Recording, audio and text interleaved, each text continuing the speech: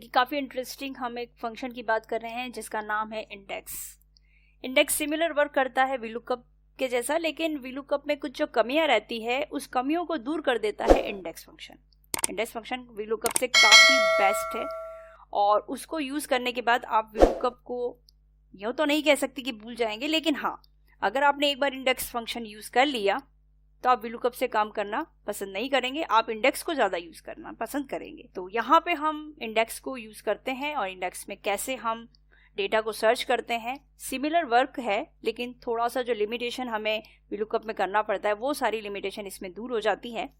जैसे वीलुकअप में जब हम कोई भी वैल्यू सर्च करते हैं तो वीलुकअप वैल्यू फर्स्ट कॉलम में होनी चाहिए, ये फर्स्ट उसकी कंडीशन होती है। दूसरा, जब हम उस वीलुकअप वैल्यू जैसे आईडी नंबर के अकॉर्डिंग हम सर्च करते हैं डिटेल को, तो आईडी नंबर फर्स्ट कॉलम में होने के बाद में आप उस आईडी नंबर को यानी वीलुकअप वैल्यू सर्च करता है, उसके बाद में हॉरिजॉन्टल जाके वो उस टेबल में से जो भी रिकॉर्ड हम चाहते हैं वो रिकॉर्ड आपको यानी जो वैल्यू जो आप चाहते हैं वो सर्च कर देता है।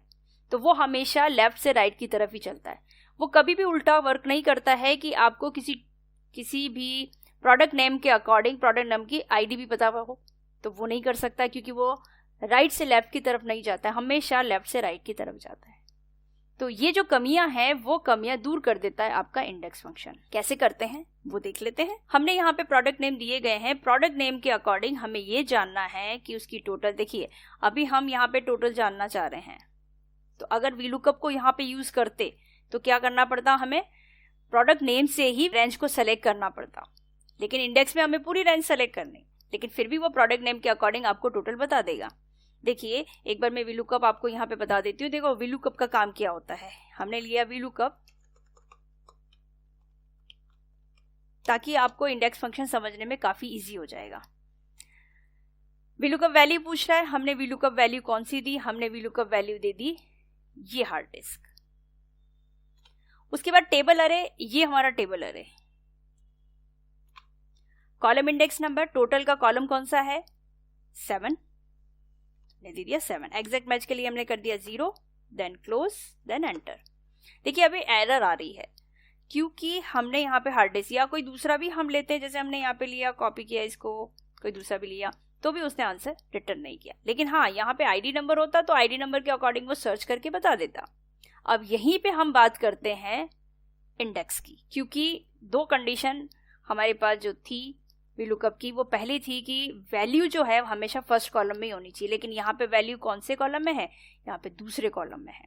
तो दूसरे कॉलम में होने की वजह से यहाँ पे आपको वीलुकअप उसने आंसर नहीं दिया। लेकिन हाँ, अगर आप वीलुकअप की रेंज को यहाँ से प्रोडक्ट नेम से सेलेक्ट करते तो जरूर वो आंसर दे देता, फिर ये प्रोडक्ट नेम उसका फर्स्ट कॉलम बन जाता है। तो ये वीलुकअप की थोड़ा सा माइनस पॉइंट है, लेकिन हम यहाँ पे अभी इंडेक्स को समझ रहे हैं। अब हमें इंडेक्स को देखना है तो हम यहाँ पे इंडेक्स लेते हैं। उसके बाद यहाँ पे आपको पूछा जा रहा है अरे, अरे मतलब वो पूरा टेबल, तो हमने पूरी टेबल ली। देखिए यहाँ पे हमने पूरी टेबल प्रोडक्ट आईडी से हमने ले लिया। दूसरा है रो नंबर, यानी आप जानकारी जिसकी चाह रहे हैं वो कहाँ है। हम जानकारी चाह रहे हैं मॉनिटर की। देखिए यहाँ पे हम इसको लेफ्ट अलाइनमेंट ले लेते हैं ताकि आपको वो चीज दिखाई देगी कि जिसकी जानकारी हम चाह रहे हैं। हमने यहाँ पे लिया इंडेक्स, इसमें अरे, ये हमारी पूरी टेबल बनेगी अरे। उसके बाद रो नंबर, यानी मॉनिटर कौन से रो में है, तो यहाँ से अगर हम काउंट करेंगे तो तीसरे रो में है, यानी यहाँ पे 3 रो, तो हमें देना है 3 रो नंबर। फिर कॉलम नंबर, यानी आप इस मॉनिटर की क्या डिटेल जानना चाहते हैं। हम ये जानना चाहते हैं कि उसका टोटल कितना हुआ, तो मॉनिटर का टोटल जानने के लिए आपको वो कॉलम नंबर देना है जिस कॉलम में वो दे रखा है। तो हमें यहाँ पे कॉलम नंबर देना है। कॉलम नंबर कौन सा है, तो यहाँ पे वो कॉलम नंबर दे रखा है 7 में, हमने दे दिया 7। अगर यहाँ पे वीलुकअप को यूज करते तो क्या करते, प्रोडक्ट नेम को हम सेलेक्ट करते, क्योंकि हमें टेबल अरे यहाँ से देनी थी, तो उसके अकॉर्डिंग टोटल जो है उसका कॉलम नंबर चेंज हो जाता, 6 हो जाता। लेकिन अभी हमने टेबल पूरा सेलेक्ट किया है क्योंकि इंडेक्स में ऐसा कोई भी नहीं है कि आप फर्स्ट कॉलम में ही उसकी वैल्यू हो, सेकंड, थर्ड, फोर्थ में हो सकती है। आपको तो सिर्फ यहाँ पे रो नंबर देना है, यानी किस रो की आप जानकारी चाह रहे हैं और उस रो का कौन सा कॉलम नंबर आप जानना चाहते हैं। तो हमें मॉनिटर की हम जानकारी चाह रहे हैं, मॉनिटर का हमें टोटल पता पड़े, तो 7 हमने कॉलम नंबर दे दिया, इसको क्लोज कर दिया, एंटर कर दिया। देखिए यहाँ पे टोटल आ गया, मॉनिटर का टोटल कितना हुआ 5200। फिर देखिए इसका उल्टा हम अगर चलते हैं, हमें राइट से लेफ्ट की तरफ जाना है। तो इसका प्रोडक्ट आईडी हम जानना चाहते हैं कि मॉनिटर की प्रोडक्ट आईडी क्या है। VLOOKUP ये काम नहीं कर सकता, वो उल्टा रिटर्न नहीं जा सकता, लेकिन इंडेक्स जा सकता है।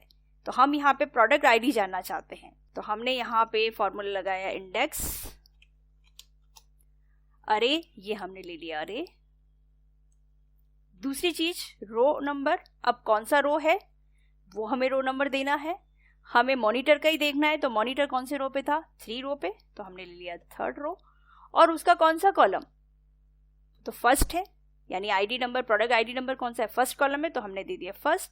इसको कर दिया क्लोज, देन एंटर। देखिए इसका प्रोडक्ट आईडी नंबर आ गया सामने, ये इस तरह से।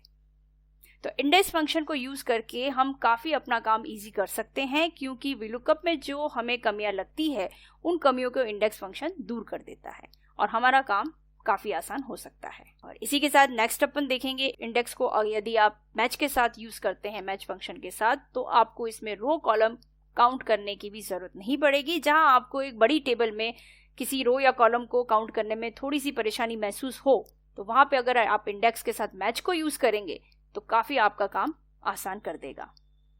तो नेक्स्ट अपन इसी में देखेंगे इंडेक्स के साथ मैच को कैसे यूज करते हैं।